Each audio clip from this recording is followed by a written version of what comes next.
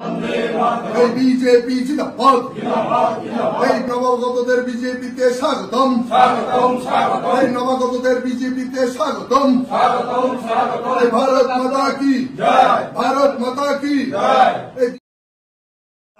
আমি ভারতীয়, ভারতবাসী, তারপর আমি সনাতনী, আমি হিন্দু সমাজের লোক, এবং এই সনাতনী ভাবনার মধ্য থেকে বিভিন্ন রাজনৈতিক দল এই সনাতনীদেরকে নানানভাবে এই হ্যাকেল করে একটা সম্প্রদায়কে এগিয়ে নিয়ে যে প্রচেষ্টা, সেই প্রচেষ্টা তারা চালিয়ে যাচ্ছে। অবৈধভাবে যারা ভারতবর্ষে ঢুকেছে বা বাংলায় ম্যাক্সিমাম যারা ঢুকেছে তাদেরকে প্রাধান্য দিয়ে এই সনাতনীদেরকে পিছিয়ে ফেলার রাস্তা এবং আগামী দিনে মানে বাংলাদেশ বা পাকিস্তানে রূপান্তরিত করার একটা প্রচেষ্টা বাংলায় চলছে। আমি এই জিনিসকে সমর্থন করি না। সেই ভাবাবেগের মধ্য থেকে আমি ভারতীয় জনতা পার্টির আদর্শকে বিশ্বাস করি এবং তার প্রতি আমার শ্রদ্ধা ভক্তি রয়েছে। আমিও চাইব আগামী দিনে যেন ভারতবর্ষ মানে প্রতিটা ভারতীয়কে নিয়ে যেন সেইভাবে ভারতবর্ষের শান্তি সুশৃঙ্খলা বজায় রেখে ভারতের মাটিতে ভারতীয় জনতা পার্টি সেই প্রশাসনকে সঠিকভাবে চালিয়ে আগামী দিনে মানুষকে সেইভাবে ফিডব্যাক দেওয়ার যে ব্যবস্থা সেটা যেন তারা রাখে। এটা আমরা দীর্ঘদিন দেখে এসেছি, আগামী দিনে সেটা আমরা আশা রাখি এবং আমাদেরও সেই চেষ্টা থাকবে। আমরা সঠিকভাবে মানুষকে পরিষেবা দিয়ে আগামী দিনে কিভাবে তার সুষ্ঠু পরিষেবার মধ্য দিয়ে মানুষকে ভালো রাখার চেষ্টা করব, এই আমাদের ভিতরে এই ভাবনাগুলো আছে এবং থাকবে। দেখুন, ওটা দল বললেও ভুল হয়, কারণ এটা একটা কোম্পানির মতন ভাবে কাজ চালিয়ে যাচ্ছে বাংলার সরকার ভাবে তারা যেটা করছে এবং তার রাজনৈতিক দল যেটা করছে। এই সরকার আমরা আশা রাখবো 26-এ আর এই সরকার বাংলায় থাকবে না। এটা আমাদের প্রত্যেকটা ভারতীয় জনতা পার্টির কর্মীকে সেই শপথ নিয়ে 26-এর নির্বাচনে আমাদেরকে এগিয়ে আসতে হবে।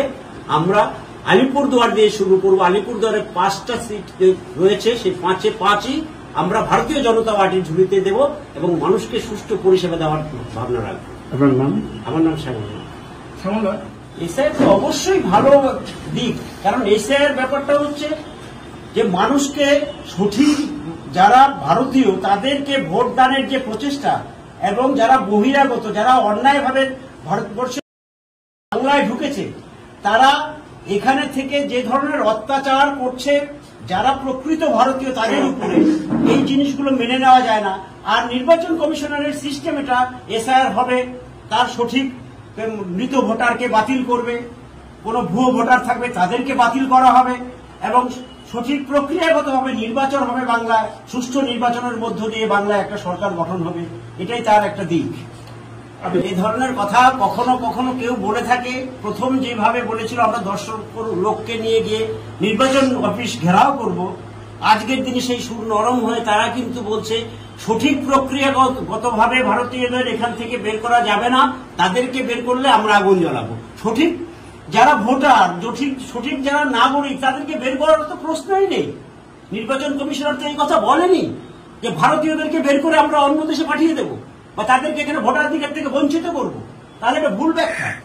এই ধরনের ব্যাখ্যাকে আমি সমর্থন করি। আমাদের ভারতীয় জনতা পার্টি মোদীজির হাত শক্ত করতে আমাদের মধ্যে যুক্ত হলেন তৃণমূল দল থেকে সম্মানীয় আমাদের শ্যামল নাথ মহাশয়, যিনি কলেজ হল যে ব্যবসায়ী সমিতি, সেই ব্যবসায়ী সমিতির তিনি সম্পাদক রয়েছেন এবং সেই সাথে সাথে তিনি তৃণমূল দলের জেলা ভাইস প্রেসিডেন্ট ছিলেন, কিষাণ ক্ষেত মজুর জেলার দায়িত্বে ছিলেন এবং সর্বোপরি ওনার সাথে আজকে প্রতিনিধি স্বরূপ এখানে কয়েকজন 10-15 জন এখানে জয়েন করলেন, কিন্তু সর্বমোট কুলে প্রায় পুরো আলিপুরদুয়ার জেলা জুড়ে 100-রও বেশি তৃণমূল দল থেকে তৃণমূল দল পরিত্যাগ করে ভারতীয় জনতা পার্টির ছত্রছায়া এবং হাত শক্ত করার জন্য আজকে যোগদান করলেন।